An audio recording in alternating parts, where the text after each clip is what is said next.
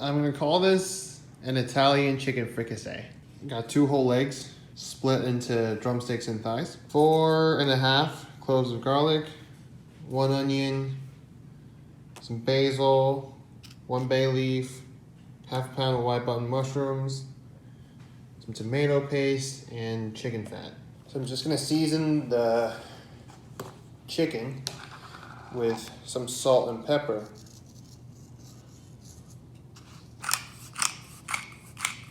I'm gonna set that aside. So the onion.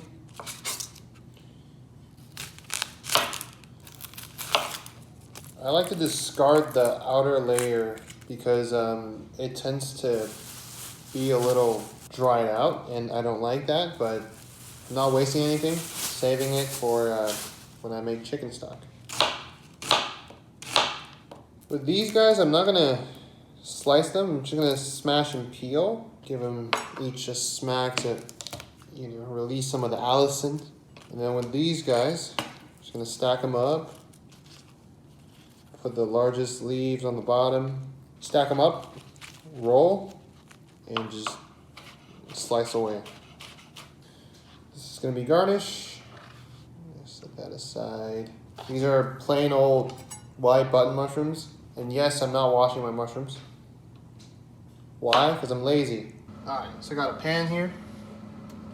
I'm turning the heat up to high. I'm gonna heat up about this much chicken fat. This is just to make sure that things don't get stuck to the bottom of the pan. I'm gonna go in with my chicken. This pan is still practically cold, and that's okay.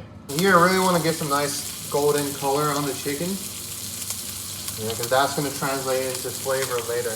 It's been like a couple minutes. Yeah, give that a check. Still a little bit stuck, and it's got a little bit of color. Let that go. Look, that's nice. Look, that's nice. Okay, good enough for me. We'll call that a day. I'm gonna create some space in the middle. Now my sliced onions and smashed garlic goes in. We give those a quick saute. And now the onion's gonna release some of the moisture, and it's gonna clean up the bottom of the pan. It's gonna reincorporate all the brown bits into the dish. And I'm not looking to get too much color on the onion. I want to get some of the aroma and stuff going. And now again, we're gonna make some room in the middle of the pan for some good old tomato paste. I like to go kind of heavy on this. About 2 tablespoons-ish. Like I said in the ragu video, let your tomato paste toast. One thing I forgot to do, season the onion. A little bit of salt. I'm not trying to go crazy here. Kind of stain the oil a little bit. I'm just going to incorporate that into the onion. Let's see, what else I have to add? The mushrooms. All right. So, get all the mushrooms in. Give that a quick saute. Heat it maybe a little bit too high, which is okay. I'm gonna add just a little bit of water to deglaze the bottom of the pan a little bit. Make sure nothing's like burning. Stir it around. And the same thing here. I'm gonna hit it, touch of salt. Then I'm gonna put my basil bits around. And now I'm gonna add some good old tap water. Enough to cover 3/4 of the chicken. Now I'm just gonna wait for this to come up to a boil. All right, so it literally took like a minute for it to come back up to a pretty rapid boil, which is nice. I'm gonna turn the heat down to like a medium to maintain a simmer. And this is just gonna sit here and reduce for like 30 minutes-ish. All right, so this has been bubbling away for 35 minutes. It's reduced, the flavors have concentrated, the broth tastes pretty good.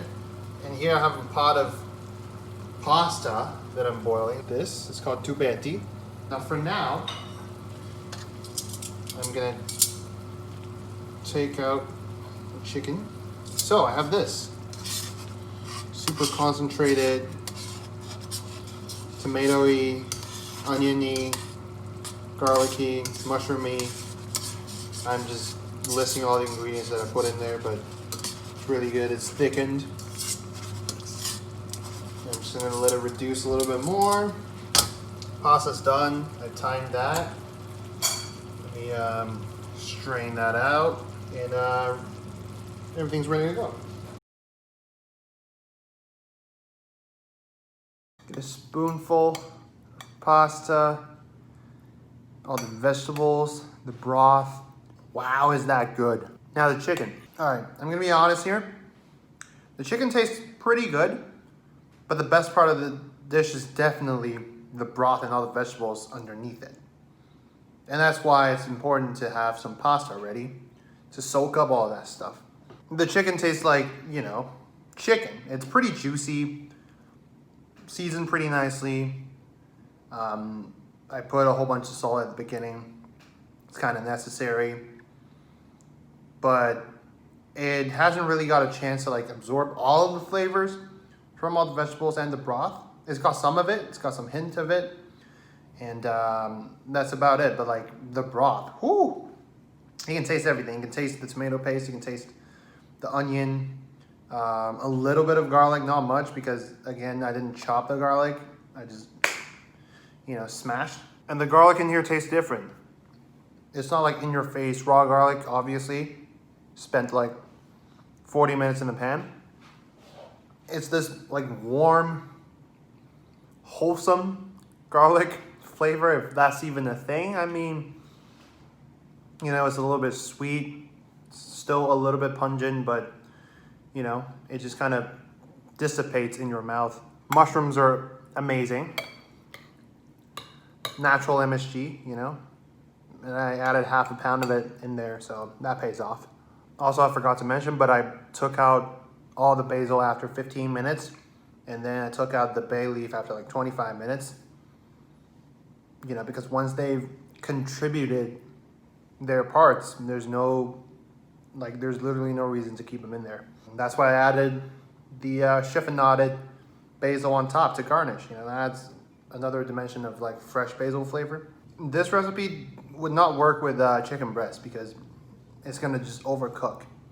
And plus it doesn't have much fat or like gelatin to give to the broth. So I think probably the most important thing about this dish is seasoning along the way and seasoning every single component that goes into that pan. Chicken, seasoned.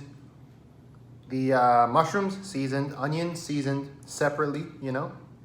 When they go into the pan, hit them with a little bit of salt. A little bit of salt on every element. It's just gonna tie everything together. Also, like the pasta was seasoned, obviously. It just, everything tastes like together, if that makes sense. Well, other than that, there's really not much to say about this dish. Again, I call it Italian fricassee. Probably pissed off Italians and French, but it's really good. It's like hearty, warms you up in weather like this. You know, December in Toronto. Not the best, you know, the sun sets at like 4:30, which is about now. I think now it's like 4:10-ish, I don't even know. And this thing just warms you up, you know? It fuels your day or your night, whatever. And you can definitely make a lot of this and then just, you know, stick it in the freezer.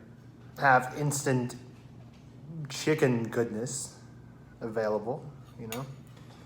Just remember, like, please don't use chicken breast. It's not gonna turn out well. Dark meat rules 90% of the time. Yeah, sometimes chicken breast is better. Most of the times, just go with dark meat. And that's it. That's my TED Talk. Like, subscribe, comment, share. Make this stuff. Another chicken dish. You know, it's not even surprising at this point. And yeah, I'm gonna finish this off and I'm out.